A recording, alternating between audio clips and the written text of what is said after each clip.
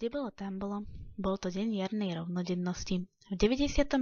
roku minulého storočia narodilo sa v Bratislave dievčatko menom Barborka.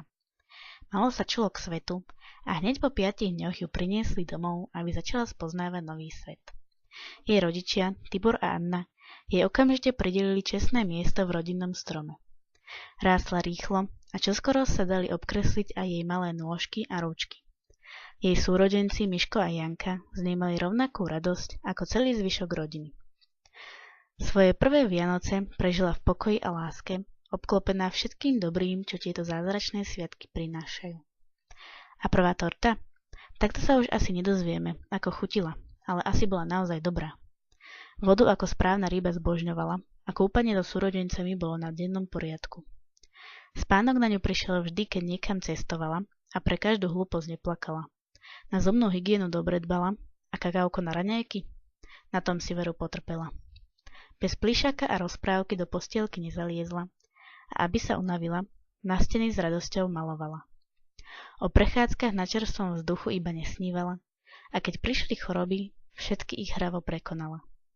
Učenlivá veľmi bola a všade ako prvá chodila, zutekala preč a Ata, poď sem, zavolala.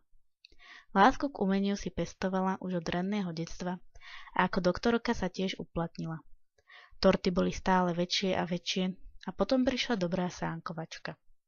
Občas sa v lese aj zamotala, ale zmysel pre orientáciu si tak aspoň vylepšila. Na trampolínach sa rada vyjašila a keď toho málo bolo, doma si to vynahradila. S bratom a sestrou sa vždy rôzne hrala, ale na šmiklavku ísť si netrúfala. Hojdačka a korčule sa pre ňu láskou stali, domčeky z lega pre škrečky všetci stavali a vzol si aj s opicami pokecali. Druhým chcela pomáhať a v prírode si opekať. V rodinnom kruhu sa dobre cítila a na svadbe sa so všetkými zabávala. Ako maska vždy skvelo vyzerala a túry s rodičmi veľmi obľubovala. Zopárkrát aj školu zmenila a to ju priviedlo sem na cestu za nepoznaným skautingom, odkiaľ si priateľstvá, zážitky a kopec srandy odniesla. Raz prišiel aj čas radcovania a po 2 rokoch s vlčatami vedie teraz malé zebry popri flaute, kresbe, malbe.